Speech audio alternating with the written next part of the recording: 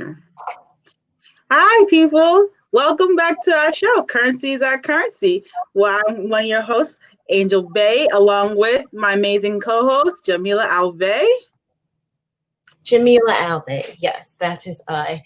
And also known as How to Mama. Oh. How to Mama, right, there we go. So listen, as this is your first time coming to our channel, welcome. Please subscribe and like the video and leave a comment if you have something to say. Yes, always appreciated. And with that said, today's topic of conversation is cliches. You know what? I guess I should read the definition of a cliche. How about that? Let's get to it. I didn't look that up early. But where's the definition coming from? I don't know. What's the on dictionary?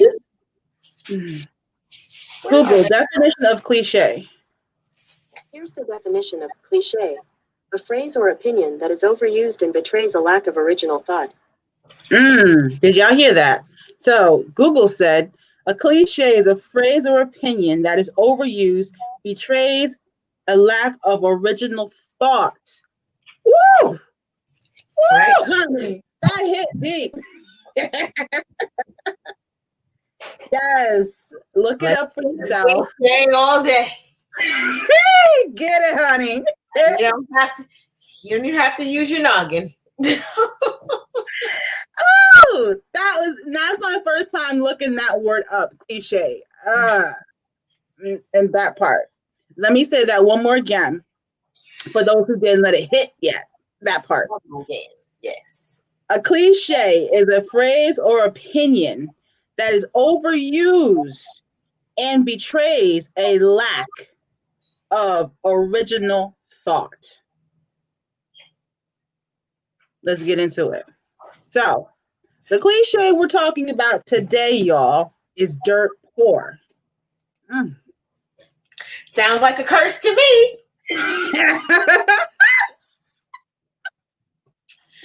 Yo, people, do we really do that? And yes, the answer is we do. We do. We do it all the time, unbeknownst to us. We say things, and dirt poor is one of those things that I, as a understanding myself as time came on, I was like, that is such a curse. Like, in my mind, before I even get to the Black's Laws Dictionary, the 5th edition definitions, I was like, dirt is one of the things that people literally kill for. Soil is the other term that is more used. And I'll never forget, there was a show, and it was about oil. And it was two families. It was on CW, I think it was. Yes, it was. And Caucasian families, and they both obviously had trusts. And this outsider came in, and he was a good oil finder and rigger and all that stuff. And he wanted to buy his way into the family's, company trust. Long story short, arguing, ultimately death, people killing each other, betrayal, all that stuff over what we have been cliched to believe, dirt poor. And where do we know the oil comes from? The dirt. I mean, yeah. Right. I mean, dirt rich. How about that? Dirt rich. Let me show you something that you're going to put in the dirt and make you wealthy. One moment. Give me a moment, please. Okay. Because honey, let's get into it. Sister Angel, you had this on your IG page, and I said, "Oh, you know what? I need to get some of these." Heirloom seeds. Okay, get into it, girl. Yes, get into it. Yeah, there's like 17,000 seeds in this bag.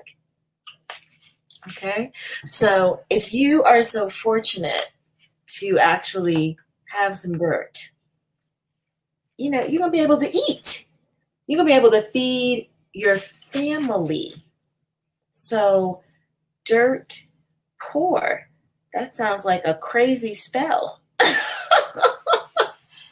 That sounds like a crazy spell, a backwards spell. Because if you had some dirt, you'd be rich and you could feed your family.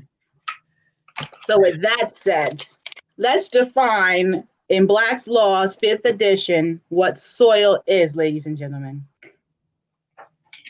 Let's go. F.R. refers to French. Let it be so. A term in several law. French phrase employed in English law, particularly as expressive in the will or asset of the sovereign in formal communications with Parliament or with private suitors. Soil? Yes, honey. Soil. Soil. Yes. Soil. And when we take the S off of soil, we left with some oil. Bingo. But we have been programming self to say that we are what?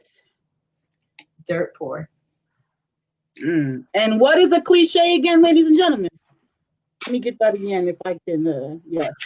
Cliche, a phrase or an opinion that is overused and betrays a lack of original thought. So let's go to the original thought, people.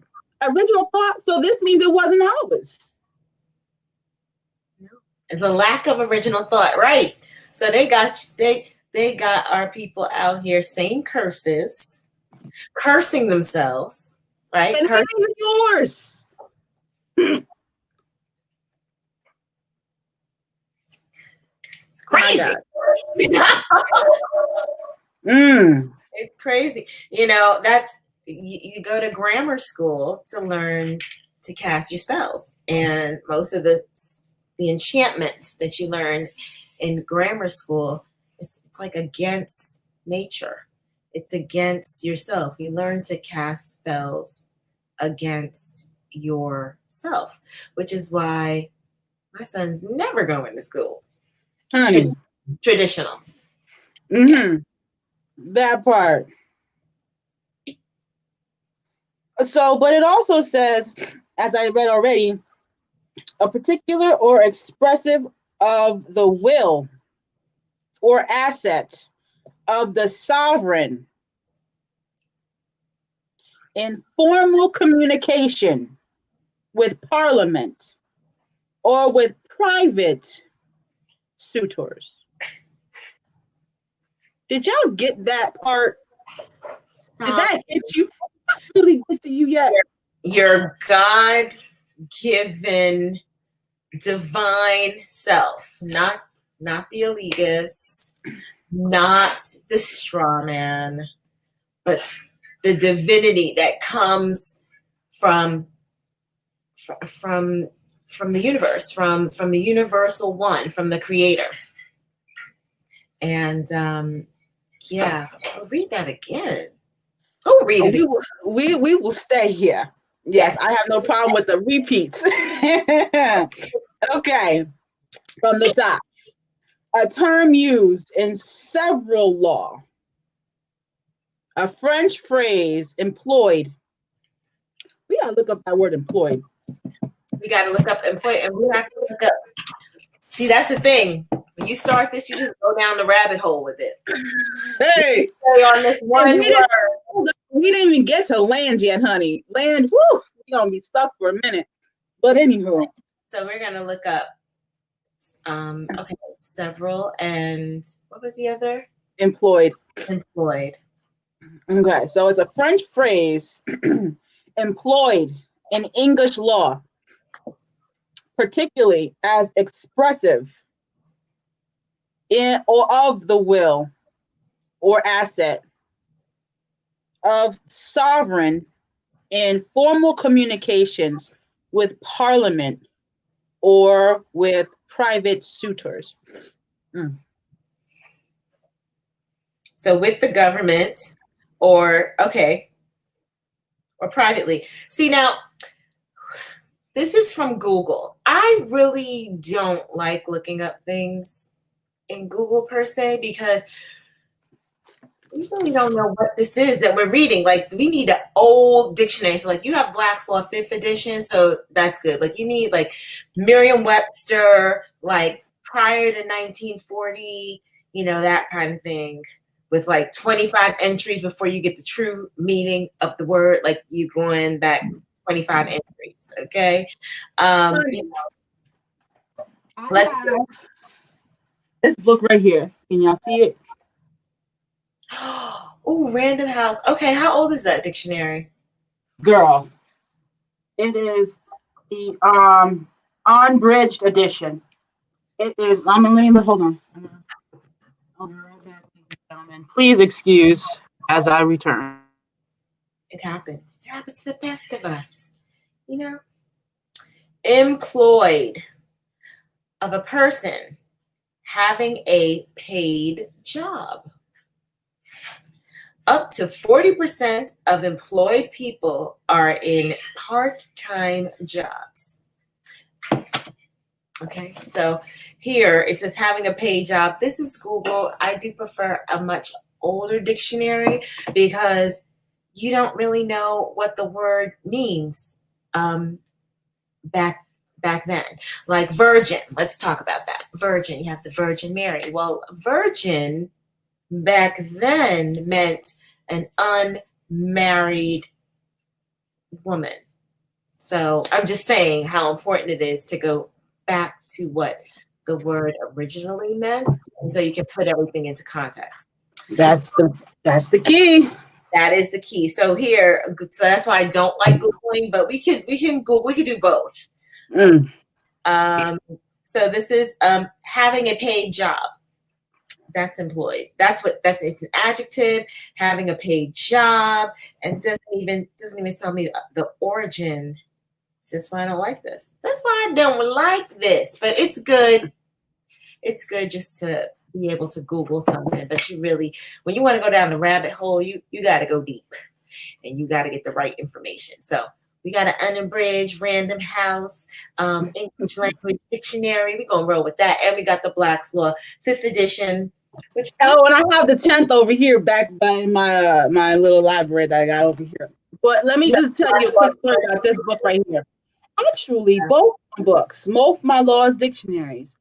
Okay, I domicile in the city of Schenectady, New York, which is one of the old original cities of this region.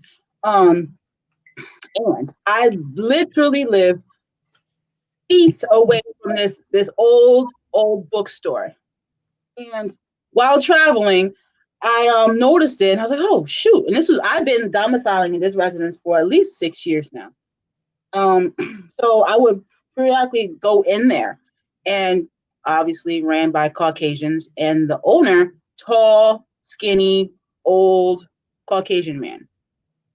So I would go in there and I said, I'm looking for a particular book. This is when I first started the knowledge of looking for and knowing that I needed Black's Law in my life. And he goes, no, we don't usually have Black's Law's dictionary here. We have other books. And I tell you, it's ceiling to floor shelving and ceiling to floor of stacks and stacks of books from the beginning to the end of the bookstore. Like, there's no real way to walk around besides shimmying through the place because that's tight of books. So he goes, but I never really get Black's Law's dictionary. And then he goes, Black's Law's dictionary has nothing to do with Black people. You know that, right? I said, thank you. Yes, I know. He tried to insult me by telling me that. Thought I was be offended, but I was like, no, I know. It's the man that's last. His name is Black. So thank you. And I'm not Black, by the way, just so you know. So I don't know any Black people, by the way. That too, that part, yes. And so I would go in frequently, but I had put at that point in my mind, and I affirmed that I would get what I sought.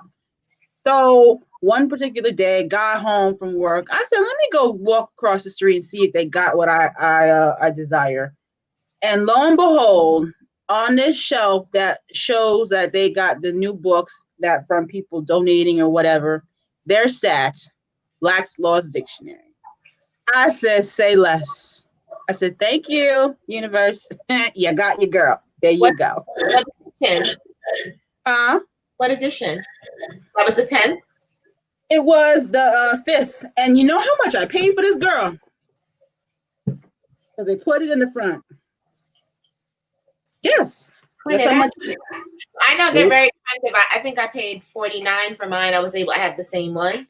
I was able to find it for $49. But yeah, some of these books are going for hundreds, even thousands. I don't know if you can see that part. Is that $10? It says 5, honey. 5, count it. 1, 2, 3, 4, 5. That's awesome. 5. Another great place to find the books that we need are estate sales. When they have these estate sales, go and pick up some dictionaries because some estate sales have these old books. So yeah. $5, and that's $5. And this one not here. Oh, okay, I didn't tell you something, but this one. So I'm in the store, right, and I'm at the checkout where it's like this little old, whatever. And I look down, and I see this book that's just sitting there. And I was like, well, I am a collector of books, and because I know that eventually that this system that we are currently on, the internet, can be manipulated and to the point of abolishment, and you can't get certain things. So it's important that you get books, hard copies that people cannot destroy via a microwave or a magnet. That part. Okay. So I looked down, and here she sat. And when you know how you open a book just to see what it's about, why did I open the book? And no such thing as a coincidence. I flip open to the K's, and it was KKK, honey. And it defined KKK.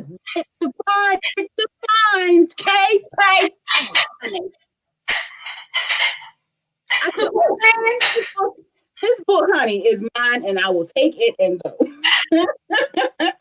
Because I'm like, if it can define KKK, what else is it defining? What a bargain. I said, thank you. Yeah, and she cost $10. Okay. This huge book cost $10. Valuable. Very valuable old book. How old is that book? I'm looking right now. And just so y'all know, it gives pronunciation keys, foreign sounds, etymology key, languages. It gives Indo-European languages breakdown. Honey, talk about a piece of gold. Yes. A piece of gold for $10. $10. Let's see. Well, it's copywritten in 1969. And if that means anything, it does. But let's see.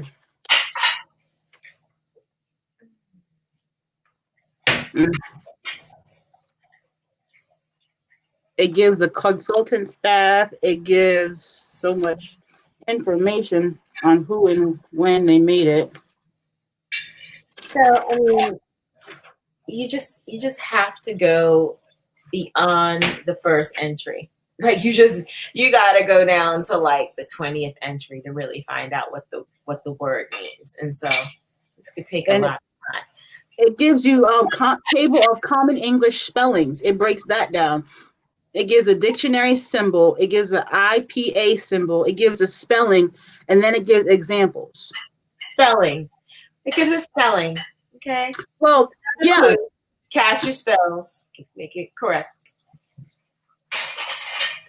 Yes, this book is like, I haven't really even sat down to even have the time to go in this book, but this book, like, whenever y'all have the time, come visit me up here, because like up here has so much to show, see, explore, experience, because upstate, like between Saratoga, where one of my clients lives, and Middleburg, like it's rich in our story. And people reading this like upstate New York, like Hickville or whatever, farm country. Duh, that's us. So let's get into employ. Have I found it yet? EMPL.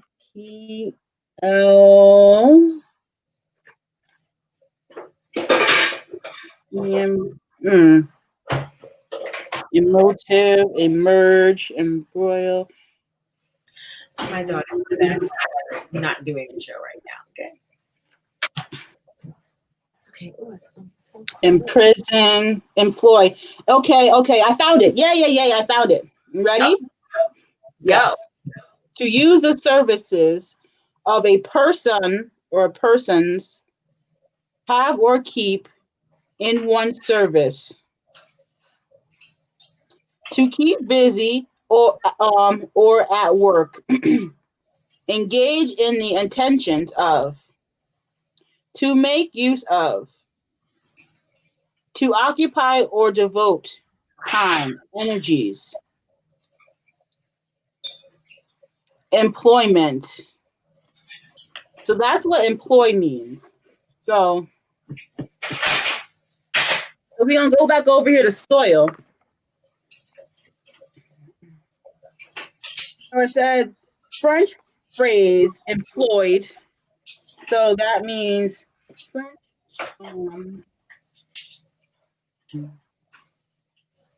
French phrase that was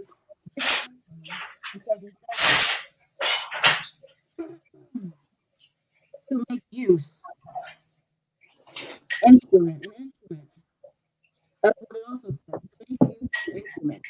So they're making use of an instrument in English law. Let me go back again on that one. French phrase employed.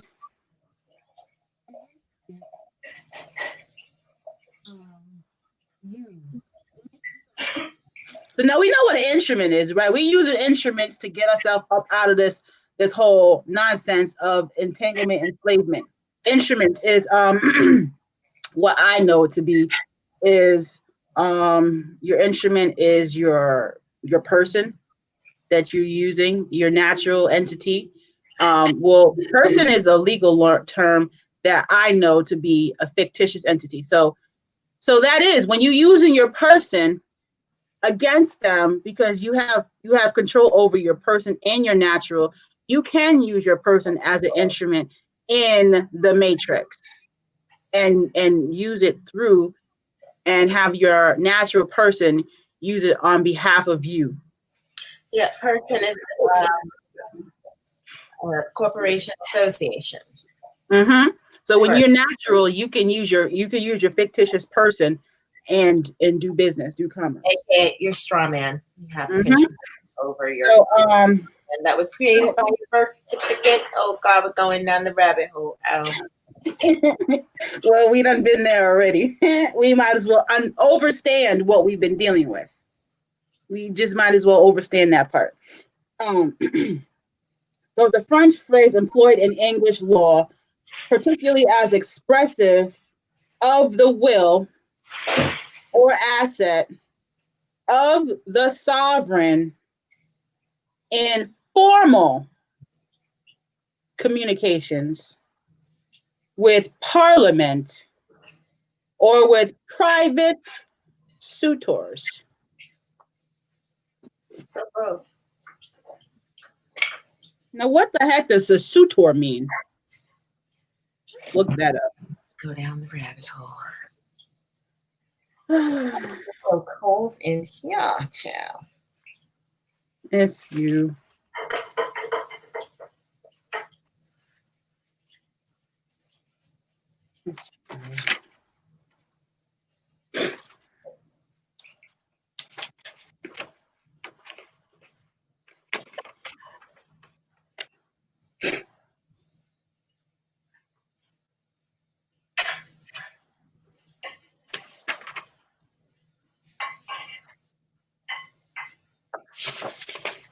Google.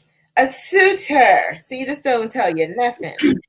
A man who pursues a relationship with a particular woman with a view to marriage. Okay. A prospective buyer of a business or corporation. That's what we're looking for. And this is the definitions from the Oxford Languages. Doesn't tell me the origin, doesn't tell me anything. But yes, a prospective buyer of a business or corporation.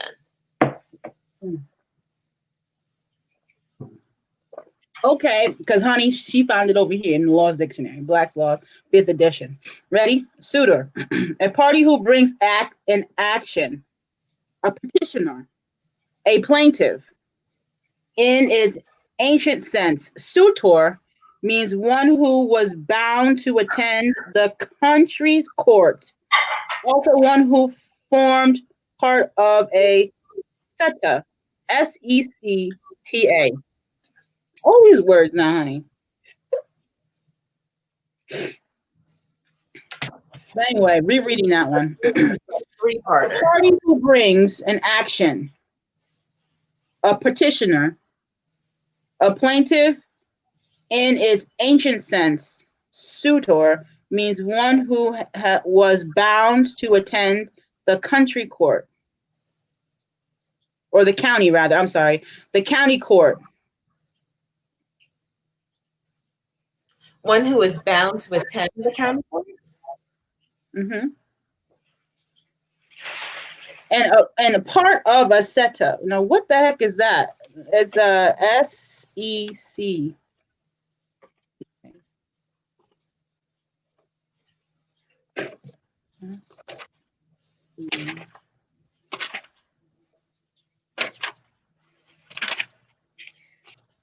S-E-C-T-A? Yeah. S-E-C-T-A. S-E-C-T-A. Oh, here it is. S-E-C-T. There's no A on the end of it, but it's yeah, nothing's coming up. Oh, here it is. A SETA. Ready? Loving it. I'm having fun. Are you? I know I am. Go. Are you cold? Yes. Put your blanket on. Let me go get my Hugh Hefner robe that belongs to my husband. I'll be back. No problem.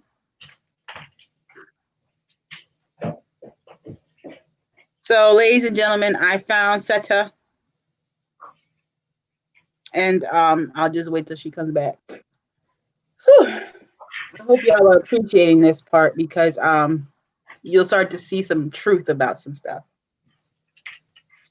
Where's the Hugh Hefner representation? I see only red, which is the color of what we like, that part, burgundy. Just go and put your fez on now and you be good. I'll be good, child. Yes.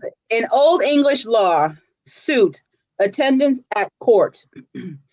The plaintiff's suit or following, i.e., the witness whom he was required in the ancient practice to bring with him and produce in court for the purpose of confirming his claim.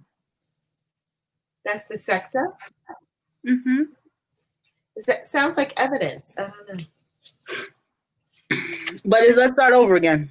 In Old English law, suit, attendance at court, the plaintiff's suit or following, i.e., the witness who was required in the attendance and the ancient practice to bring with him and produce in court for the purpose of confirming his claim before the defendant was put to the necessity of answering the declaration.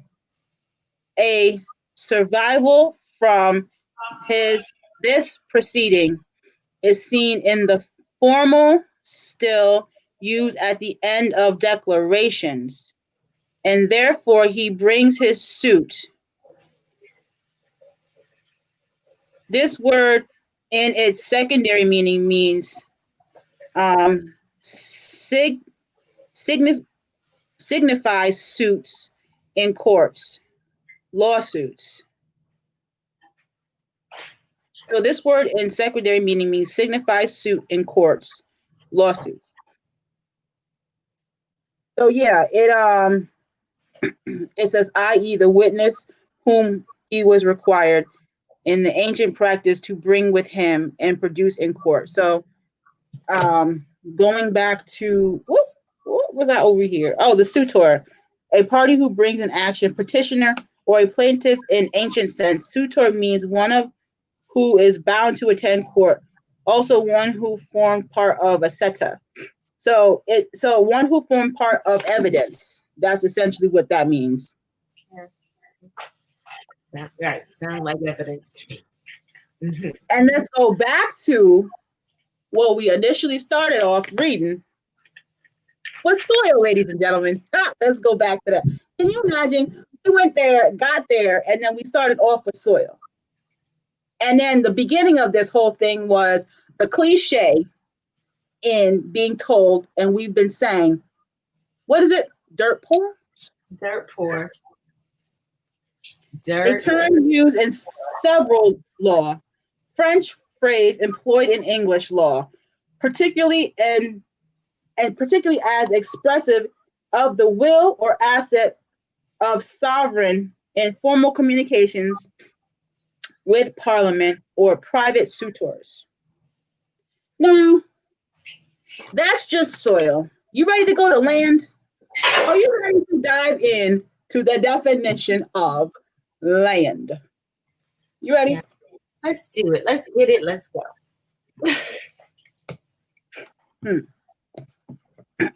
This is a lot longer, y'all, so bear with me. Land, in the most general sense, comprehends any ground, soil, or earth whatsoever, including fields, meadows, pastures, woods, moors. Honey, did you catch that part? MOORS is defined within the definition of land. Say that again. Say it again. Did that hit? That hit. Land, honey, in the most general sense, comprehends any ground, soil, or earth whatsoever, including fields, meadows, pastures, woods, moors, waters, marshes, and rocks. Moors is in there. You're actually reading, or I mean, I believe it. Moors, right? Because you have a national descent name and a flag that connects you to the land. But we are land. We are of land. We are made from land. So we are land. Right. And this is why we are been cliched to say, what now, honey? Curses. Oh, dirt poor. Thank you. Right. Thank you. Is this starting to make sense to people? Is what we're discussing right now hitting you in a way that you are starting to comprehend why cliches dangerous. A phrase or opinion is overused and betrays a lack of original thought.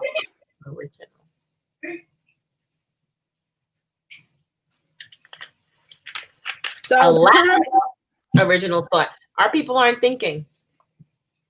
But we've been programmed, so that's not our original thought. Dirt poor is not our original thought. So when we read the word land, define that part. We come up as Moors. We come up in the definition of Black's Laws Dictionary, 5th edition, as land, ladies and gentlemen, Now, I hope this is starting to clear up some comprehension, clear out the cobwebs as to why we need to start declaring our truth and declaring who we are as Moors. Declaring our nationality and correcting our statuses as Because Moors. we have not made up anything, ladies and gentlemen. We have been in the books that has been written beyond who we are, and we didn't make this up. We come in truth and in fact. Honey. So let me continue reading. I'll start again. Down the rabbit hole we go. In the most general sense, comprehends any ground, soil, or earth whatsoever. Includes fields, meadows, pastures, woods, moors, waters, marsh, rocks. And then it makes reference to an actual court case. Reynard v. City of Caldwell, 55 Idaho, 342, 42 P2 P.2D 29, 296. Holmes v. U.S. C.C.A, abbreviation for Oklahoma, 53 F2D 960, and then 963. Now, those are the court cases. Now, I know I said that quickly. I will put that in the description box for those who need the time to go comprehend what I just said, who actually wants to go look up those court cases and why they are referenced in this book at this specific time in the definition of land. Okay? So, land may include any estate or interest in lands, either legal or equitable. Oh gosh. As well as easements and incorporeal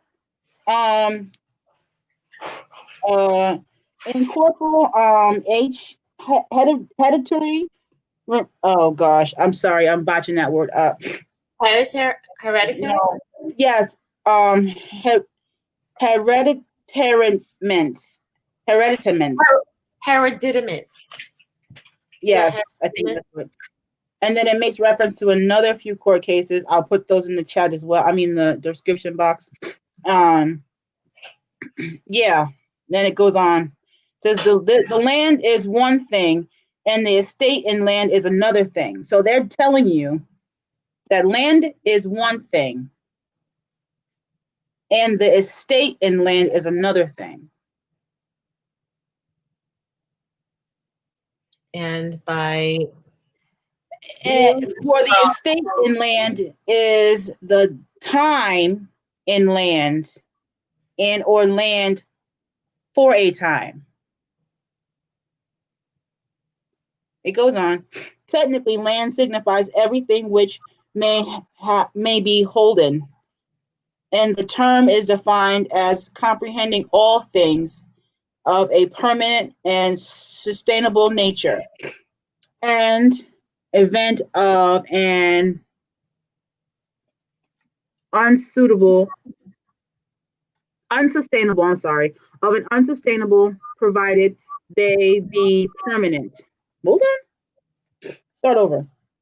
Technically, land signifies everything which may be holden, and the term is defined as comprehending all things of a permanent and sustainable nature, and event of an unsustainable, provided they be permanent. And then it gives more court cases. Originally, the term is used to describe the subject of ownership and not the ownership. That's what it says, y'all. The subject of ownership, not the ownership. Yeah. The term is used to describe the subject of ownership and not the ownership. So subject. subject matter. Being Moors. And then it gives another court case.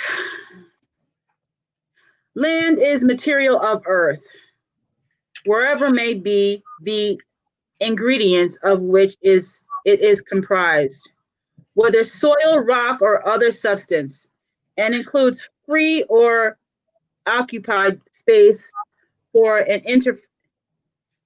indefinite distance upward as well as downward. So they're telling you it's above and below right there.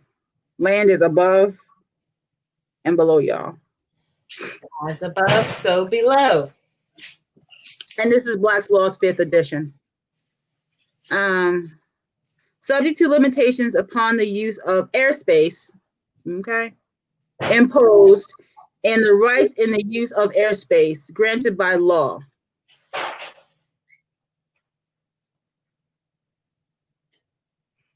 The term land may be used interchangeably with property. It may include anything that may be classed as real estate or real property. Real property, not to be confused with real estate. Another trip down the rabbit hole. But okay, listen, I did the whole breakdown of the etymology of the word estate. Now that will be another episode. Because, honey, we having fun right now. And then we're running out of time as we do our 1 hour sessions. Yeah. And we like to respect time because we have to rise early. And so I'll leave it there. I won't go any more definitions defining anything because, you know, we will go on.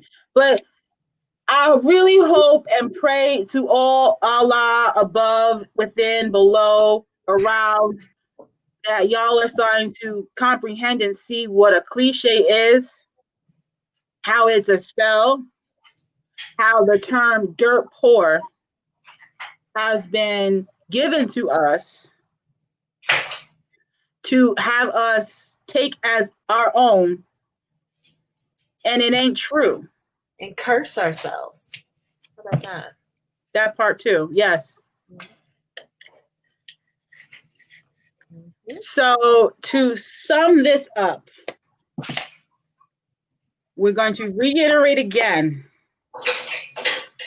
A cliche, a phrase, or opinion that is overused and betrays a lack of original thought. Dirt poor. It ain't so.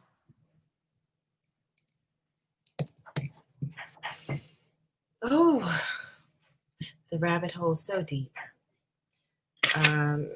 Yeah, in closing, I would just say that get yourself a Black's Law Dictionary, 5th edition, 4th edition, if you can get that. You can get those online, though. You can get them in like a form of a PDF.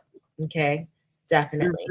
And be very careful. When I went to church, I came out of the church, and Prophet Noble Drew Ali said some of his best members are going to come out of the church. Okay, anyway, yeah, I'm exhausted. Sorry, my turban's a little tight. Oh my gosh, what was I going to say? I'm having a senior moment. It's all good.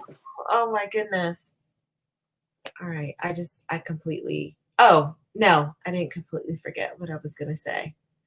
Okay, Angel, it'll come back to me. As my mother said, it's going to come back. You go. Yes, we've just been sitting here and defining words, things that we need to get back to. We need to be an astute students always of words. I know what it is now. Go ahead. Words have power. Words have power. So we have to choose our words wisely, right? We can't go around saying things like dirt poor or I'm broke or just all these like curses, these spells that we're casting. So now we know that it's like an oxymoron. How could you be dirt poor? It's not even possible, but this is something that you're putting out in the universe. When your wealth comes from the dirt. Look what you can put into your dirt. Look at what you can put into your dirt. So if you have dirt, you're wealthy. And also from the definition, land, right? We have land, soil in the land, the dirt. So what? Who do we find in the definition of land? Ourselves, because we are tied to the land. So, yeah. Take it away, Angel. Yeah, what else? I mean, honestly, that is all. That right there is it, and it is all. I mean, we didn't even talk about the minerals of the soil. Oh, going further down the rabbit hole. I'm telling you this. I told you this is a three-fer. When you started, I said it's a three-fer. This is a three-fer.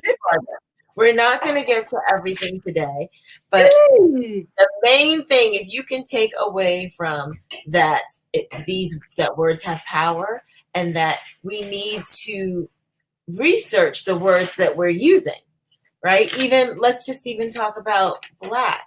Black, according to science, means dead.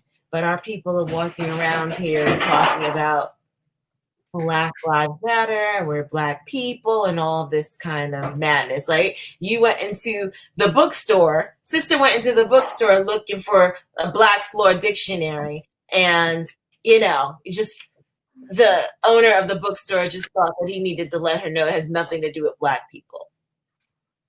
He did that. He did that a few times because he forgot. He told me the first time, and so when I would go in there the next time, he said it to me again, and I didn't even give him my energy. I just was like, you know what, okay, and I just left, and I came back. I continuously, fervently continued to go, and when I got what I saw that I said I desired and manifested, I said, thank you, right, thank you. Yeah, you definitely manifested it because he said that he doesn't get those, and then it was on your mind, and what happened? It materialized right in front of your eyes. You walk in and you see it right there. That's for you because you manifested that, right? With your spell. That you can curse yourself. You can curse yourself with your spell. You manifested a piece of gold. Wait a minute. I didn't expect this part. Down the rabbit hole. Here we go. I did not expect this from this book right here, ladies and gentlemen. This part right here. And House Dictionary of the English Language. Honey, what did you find? It starts off with the word bi-weekly, but at the end, you want to know what it says in the corner? You know how they put the corner words like in the top right corner? This is the left corner. It gives you the first word and the ones that in the right, it ends with on that word. And the word over here in the right corner, Black Death. Bi-weekly? Yeah, it starts with bi-weekly, because it's the first word of this page is bi-weekly. And the last word on this page is Black Death. Oh. You can't make this up, people. Right? It's in the Random House Dictionary of the English Language. Black Death, y'all. Right. But I was looking at the word black. And the black word it starts like right here. Can y'all see my finger? And it goes this is the middle column and then the last column. Black Death.